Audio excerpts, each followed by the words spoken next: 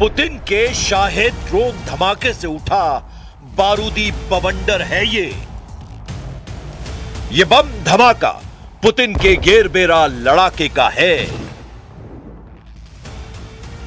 ऐसे 69 सीरियल धमाकों से यूक्रेन दहल गया है। रूस के भयानक हमलों से ओडेसा, खार्किव, डोनेस्क और ज़पोरिजिया फिर से चलने लगे हैं। यूक्रेन पर फुल फोर्स से हमला कर व्लादिमीर पुतिन युद्ध को फाइनल स्टेज में ले जा रहे हैं। बर्लिन मीटिंग में ट्रंप ने ज़ेलेंस्की को फोन पर घंटों इत्मीनान से पुतिन से शांति समझौते के लिए समझा दिया। ज़ेलेंस्की ने ट्रंप की सभी बातें मानकर पीस डील के लिए हामी भर दी, मगर जैसे ही ट्रंप का फोन कटा ज़ेलेंस्की को भड़का दिया गया।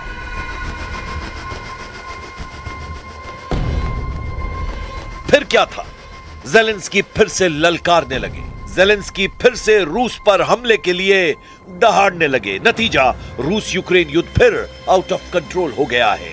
बर्लिन मीटिंग के बाद से पुतिन ने 4 कट्टर दुश्मनों की लिस्ट बना ली है, क्योंकि फ्रांस के भड़काने पर ज़ेलेंस्की ने फिर से जानलेवा जोखिम मोल ले लिया है।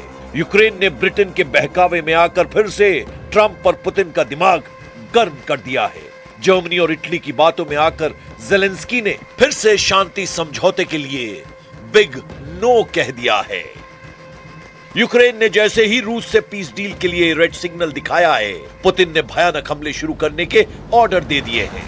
रूस के आक्रामक रुख से डरे ज़ेलेंस्की ने एक बार फिर से रूस के फ्रीज किए उस फंड की डिमांड कर दी है जिसका कंट्रोल यूरोपियन यूनियन के पास है। Assaults are always insanely bloody, but Putin does not care. Russians don't count their debt, but they do count every dollar and every euro they lose. That is why a strong decision on Russian money is needed, and these funds must work to defend against Russia, and I urge you to support this. सबसे भीषण युद्ध Kupiansk front पर लड़ा जा रहा है, जहां दोनों देशों ने पूरी ताकत झोंक रखी है। लेकिन यूक्रेन में फट रहे बम से ट्रंप का दिल बैठा जा रहा है। पुतिन की एक एक मिसाइल का हिसाब अब पेंटागन लगा रहा है। रूस के तेज हो रहे हमलों से युद्ध समझौते की ट्रंप की कोशिशों पर बारूदी प्रहार हो रहा है, क्योंकि यूक्रेन भी पूरा जोर लगा रहा है।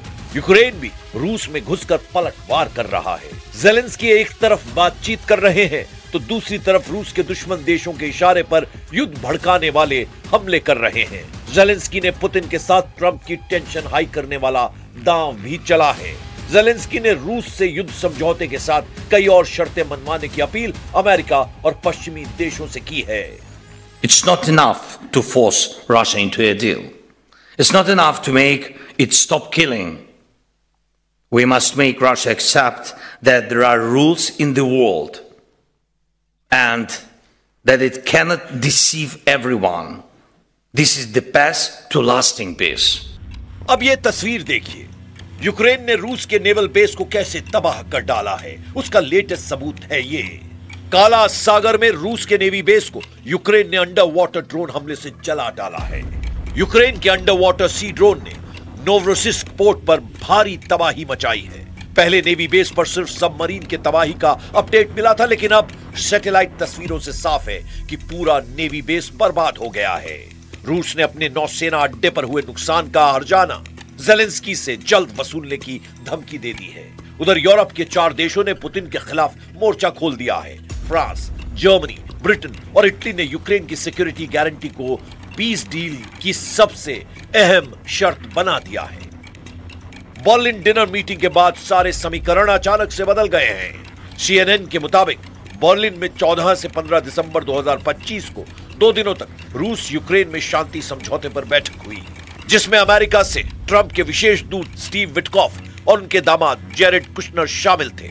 यूक्रेन की तरफ से राष्ट्रपति ज़ेलेंस्की और उनके मुख्य वार्ताकार रुस्तम उमरोव भी डिनर में मौजूद थे। इनके साथ German chancellor Friedrich Merz, France के राष्ट्रपति इमैनुअल मैक्रोन और इटली की पीएम जॉर्जिया मेलोनी मौजूद थीं, जबकि बर्लिन मीटिंग को प्रेसिडेंट डोनाल्ड ट्रंप ने फोन से ज्वाइन किया।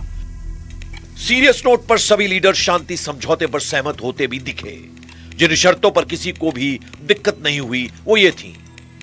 ट्रंप ने नए पीस प्लान में यूक्रेन को नाटो के आर्टिकल 5 जैसी मजबूत गारंटी देने के प्रस्ताव रखा है, लेकिन उसे नाटो सदस्य नहीं बनाया जाएगा। इसकी जगह यूरोपीय देशों की संयुक्त सेना यूक्रेन के हवाई और समुद्री क्षेत्र की सुरक्षा करेगी, जिसे अमेरिका समर्थन देगा।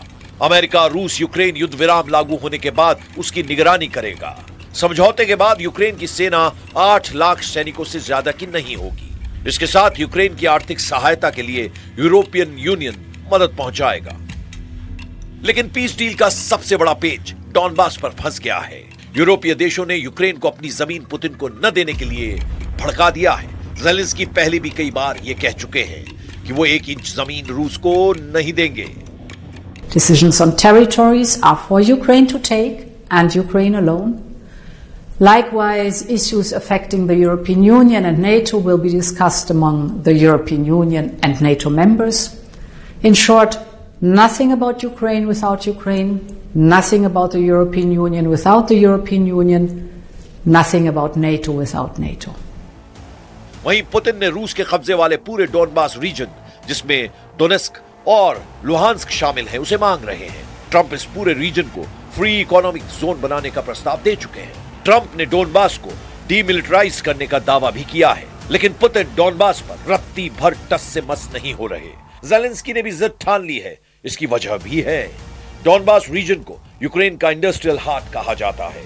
युद्ध से पहले डॉनबास यूक्रेन के कुल जीडीपी को 15 से 20% योगदान देता रहा। डॉनबास में बड़े पैमाने पर कोयला खदानें, इस्पात कारखाने, धातु उद्योग और रासायनिक संयंत्र हैं। डॉनबास की काली मिट्टी और खनिज संसाधन के साथ सामरिक लिहाज से अहम लोकेशन है। डॉनबास पर कब्जा करने से रूस को क्राइमिया तक जमीनी गलियारा मिलेगा, जिसे रूस बफर जोन की तरह इस्तेमाल करेगा। उधर यूरोप के देशों का मानना है कि पुतिन को डॉनबास मिल भी गया तब भी उनसे खतरा बना रहेगा, क्योंकि पुतिन का मिशन यूक्रेन नहीं, यूरोप को हैसियत में लाना है। We have to understand that Donbas is not Putin's endgame. If it gets Donbas, then the fortress is down, and then they definitely move on with taking the whole of Ukraine.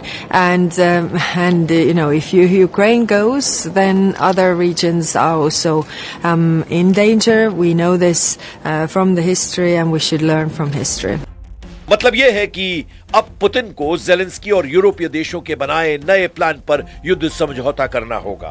Trump के फॉर्मूले यूरोपीय देशों को पसंद नहीं। सवाल यह है कि बिना अमेरिका क्या पश्चिमी देश मिलकर भी पुतिन के ताप से बच पाएंगे?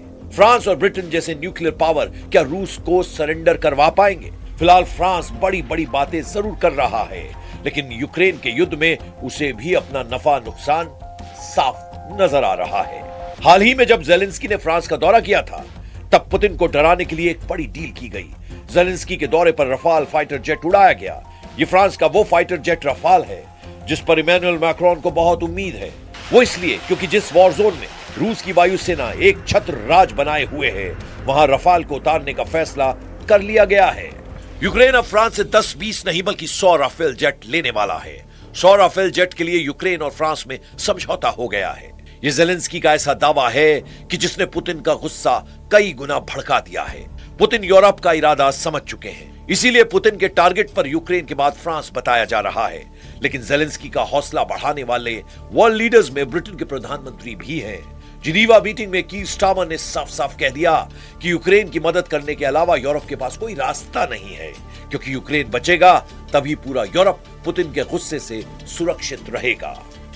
And of course, we need to keep supporting Ukraine's defense. Ukraine is holding the line fearlessly, and it's the line of their sovereignty and their defense, but it's also our line as well, because this is about European freedom, our values and our security. And so the UK will deliver more air defense missiles in the coming week.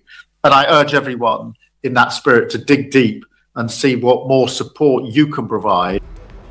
ये साफ हो चुका है कि Europe और रूस युद्ध किसी भी दिन भड़क सकता है, क्योंकि रूस पर प्रतिबंध बढ़ाए जा रहे हैं। रूस के खिलाफ यूक्रेन को हथियारों की मदद पहुंचाई जा रही है। पुतिन के लिए यह बर्दाश्त के बाहर की बात है। वो एक नहीं 1000 दफा ये कह चुके हैं कि यूक्रेन को हथियारों से मदद पहुंचा रहे देश बच नहीं पाएंगे। जिन देशों में जेलेंस्की को भड़काकर पीस डील में अड़ंगा लगाया गया है, उन्हें भी पुतिन बख्शने वाले नहीं। यूरोपीय देशों से रूस का युद्ध हुआ तो परमाणु हमलों का खतरा सभी हदें पार कर सकता है।